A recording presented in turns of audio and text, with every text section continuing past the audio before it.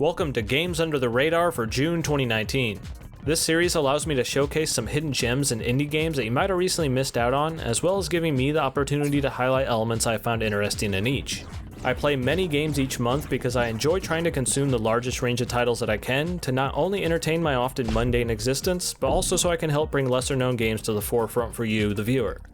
By no means does everything I play each month quite make it in for Games Under the Radar, but the following titles are the ones that stood out the most for me. Now, let's get into it.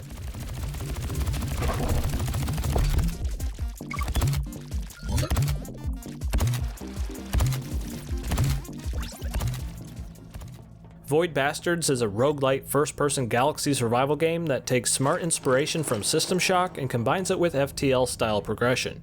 The core concept is simple: you must find food, fuel, and supplies to better your chances of actually living to see your intended destination in the universe.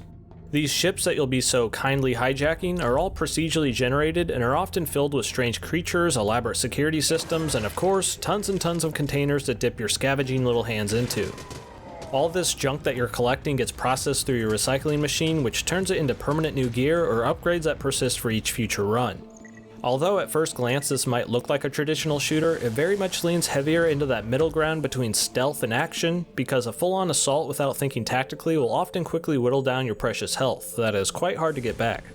Void Bastards is best chipped away at 1 or 2 runs at a time, and although aesthetically the ships do start to feel quite familiar, the small intricacies to their layouts make each new one feel unique and memorable, just like you're pirating a micro-sized space puzzle.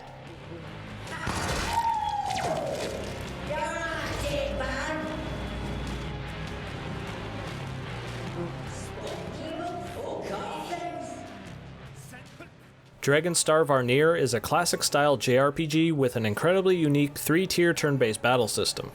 What's cool about this is how you can strategize in a whole different dimension during combat by moving your own team to different layers to gain various buffs, setting up traps to pull off some interesting combos, or by targeting specific body parts on larger enemies that take up multiple layers. There's also a devour mechanic that allows your character to absorb an enemy-specific skill tree by whittling down their health to as low as possible to increase your chances of pocketing each monster. Outside of these fights, you will explore some fairly straightforward environments while searching for treasures along the way by properly utilizing all your party members' special field abilities that allow you to access new areas. The story in Dragon Star Varnir revolves around the main character accidentally becoming the first ever male witch, which is ironic because he belongs to a strict pack of witch hunters, and we follow his journey as he slowly starts to discover that perhaps the witches aren't the evil he was raised to believe. Overall, I found the 3-layer battle system and the devour mechanic to be the most enjoyable aspects of Dragon Star Varnir, and it offers a nice classic JRPG challenge with some unique twists.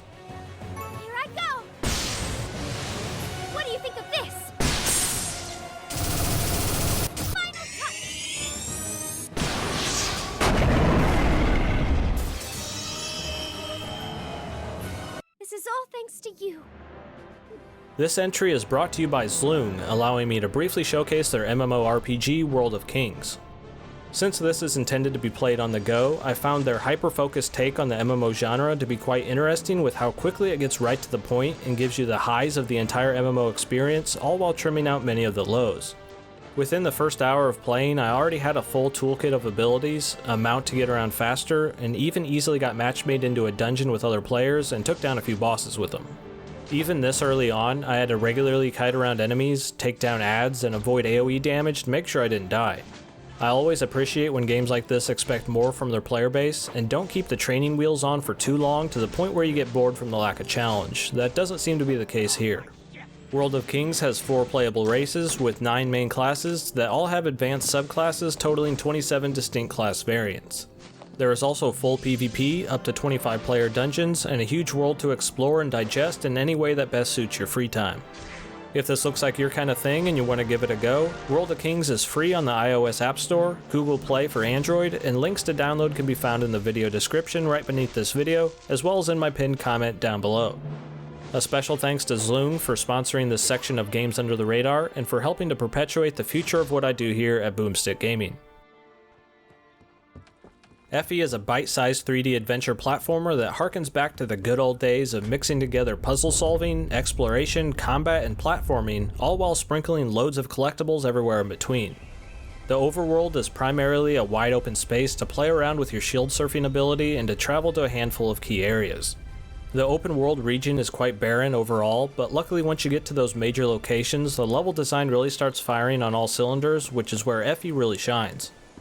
Each of these dungeon style areas all have a very distinct visual theme and constantly impress with some truly well crafted designs that make you always curious what cool new trick awaits around every corner.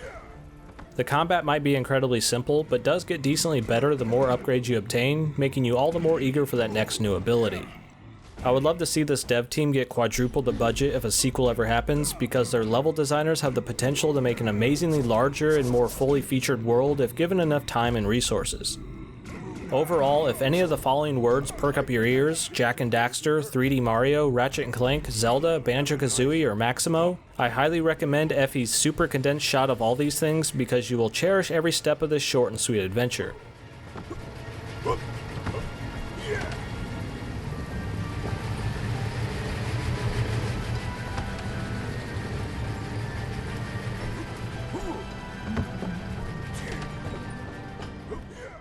Super Neptunia RPG is a platforming RPG with a semi-real-time, semi-turn-based battle system. The combat is partially hands-on and partially passive here, with your primary inputs being only the face buttons themselves, allowing you to launch certain heroes into attack, cast spells, or heal up the team. The complexity of this system, however, comes down to shifting your party formation to dynamically change your team's synergy to entirely different abilities, akin to something like Final Fantasy XIII's paradigm shifts. Exploiting enemy weaknesses is vital to many of the harder fights, and button mashing will only get you so far, and you must quickly learn to adapt to what you're fighting on the fly. In between battles, the platforming segments are fairly basic, but with some light Metroidvania style upgrades, you do have a little more reason to double back on previous regions to seek out things that you might have missed the first time through. Super Neptunia RPG's somewhat strange mechanics help to shake up the tried and true RPG formula to provide something that feels fairly unique.